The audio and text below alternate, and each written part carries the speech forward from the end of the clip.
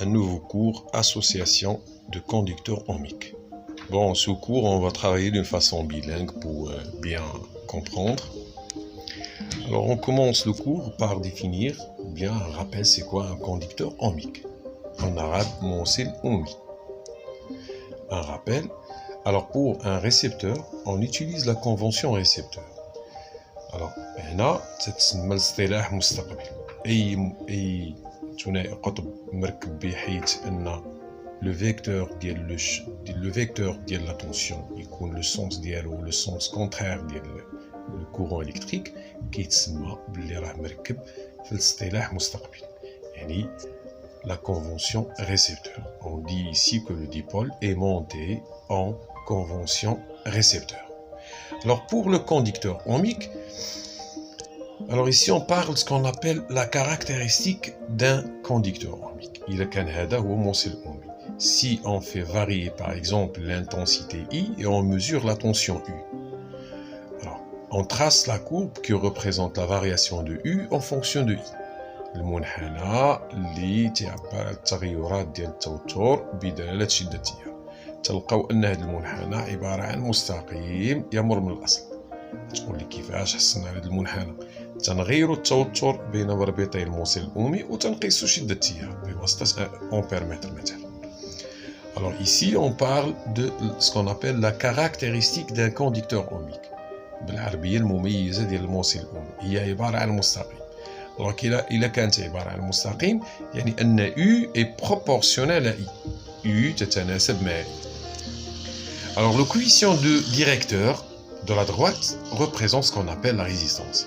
المعامل الموجه أو الميل ديال هذا المستقيم أشنو تيتسمى la résistance. Alors كل conducteur ohmique il est caractérisé par une résistance. Si on fait même expérience mais en utilisant un autre conducteur ohmique, on trouve ici une droite mais avec une autre pente, avec un autre coefficient directeur. Donc chaque conducteur ohmique est caractérisé par ce qu'on appelle la résistance.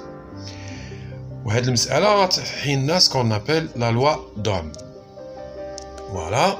Alors la tension U aux bornes d'un conducteur ohmique de résistance R traversé par un courant d'intensité I est proportionnel à l'intensité. On pourrait écrire que U égale à R fois I. Alors U en volts, R en ohm, I en ampères. On pourrait aussi utiliser une grandeur physique appelée conductance. C'est l'inverse de la résistance. C'est l'inverse de la résistance. C'est-à-dire que la conductance notée G, c'est 1 sur R. Voilà. C'est-à-dire c'est I sur U. Ou bien on pourrait déduire que I égale à G fois U. Alors les deux relations, ce sont des relations qui expriment ce qu'on appelle la loi d'Ohm. Passons maintenant à la résistance d'un fil métallique. Alors pour un fil métallique, en général, on considère que la résistance d'un fil métallique est nulle. Mais normalement, chaque fil métallique, chaque fil de connexion a une résistance. Alors la résistance dépend de la longueur L du fil métallique, de la section S, et ce qu'on appelle la résistivité. La résistivité, c'est une grandeur physique qui caractérise la matière du fil métallique. Alors si on a un cuivre, c'est pas même résistivité que l'or, c'est pas même résistivité que le fer par exemple. Alors chaque matière a une résistivité. En arabe, muqawimiyya. La résistance R d'un fil métallique de longueur L est donnée par la relation R, c'est ρ, c'est la résistivité, fois L, la longueur sur S, la section. Alors qu'on voit ici, R en ohm, L en mètre, S en mètre carré. Donc ρ, c'est en ohm mètre. Alors ρ est appelé résistivité du conducteur. Il varie la nature du métal. Alors avec la nature du métal. كتغير على حساب النوع ديال الفلز qui constitue le conducteur. Avec la température, كتعلق أيضا بلا température. Il s'exprime en ohm fois mètre. On a deux exemples. Rho de le cuivre, c'est 1,7 10-8. C'est l'aluminium, 1,6 10-8. Qu'on voyait, il y a 10-8, 10-8. 10-8. يعني واحد القيمة صغيرة. 10-8. C'est pour cela que la résistance d'un fil métallique كتخرج صغيرة حيت غو كتكون صغيرة بزاف. وهذا علاش كنعتبروها nul. Passons à l'association des conducteurs ohmiques. التجميع ديال الموصلات الأوهمية. Et commençons par l'association en série. Alors si par exemple on considère deux conducteurs ohmiques dont les résistances sont R1 et R2 et on cherche ce qu'on appelle la résistance équivalente, المقاومة المكافئة. بمعنى il y a deux résistances R1 et R2 qui sont montées en série. On a un petit rappel, on dit que les deux dipoles sont montés en série si ils sont parcourus par le même courant. Alors, si on a ces deux résistances, on voudrait remplacer ces deux résistances par une résistance, par un conducteur ohmique dans la résistance R. Donc, on cherche une relation entre R1 et R2, c'est-à-dire la résistance équivalente et les deux résistances R1 et R2 des deux conducteurs ohmiques. Alors, appliquons la loi d'additivité des tensions, la relation de Charles. Alors, UAC, la tension UAC, c'est UAB plus UBC. J'applique aussi la loi d'Ohm pour chaque tension. Alors, UAC, c'est R fois I, UAB, c'est R1 fois I, UBC, c'est R2 fois I. Si je remplace dans l'expression ici, dans la relation, les deux membres, UAC par RI, UAB par R1I, UBC par R2I, on trouve R fois I, c'est R1 fois I plus R2 fois I. Si on simplifie par I, on trouve que R, c'est R1 plus R2. Donc, on pourrait dire que l'association de deux conducteurs ohmiques de résistance R1 et R2 en série est équivalente à un conducteur ohmique de résistance R égale à R1 plus R2. Maintenant, la question qui se pose, quel est le rôle de l'association en série? فاش ممكن نستعملوا هذه l'association en série? Alors, si par exemple, dans le labo, on a tout simplement des résistances de 10 ohms, mais dans un montage, on a besoin d'une résistance de 20 ohms par exemple. Alors, qu'est-ce qu'on va faire? On va associer deux résistances en série de 10 ohms, joue le rôle d'un seul conducteur ohmique dont la résistance est 20 ohms. Voilà, on pourrait maintenant généraliser. Alors, l'association de n résistances en série équivalente à une résistance R, telle que R, c'est la somme des résistances. Alors, pour augmenter les résistances, pour augmenter la valeur des résistances, on doit associer les résistances en série. Passons maintenant à l'association en parallèle. Alors, si on a ici deux résistances en parallèle, deux conducteurs ohmiques, bon, on dit en parallèle, si la tension au bord de ces deux résistances c'est la même tension, peut-être ils sont parcourus par le même courant s'ils sont identiques. Sinon, par exemple, si on a R1 est plus grande que R2, donc I1 inférieur à I2. Alors, on cherche toujours quelle est la résistance équivalente de ces deux résistances montées en parallèle. Alors, en associant en parallèle deux conducteurs ohmiques R1 et R2, la résistance équivalente c'est R.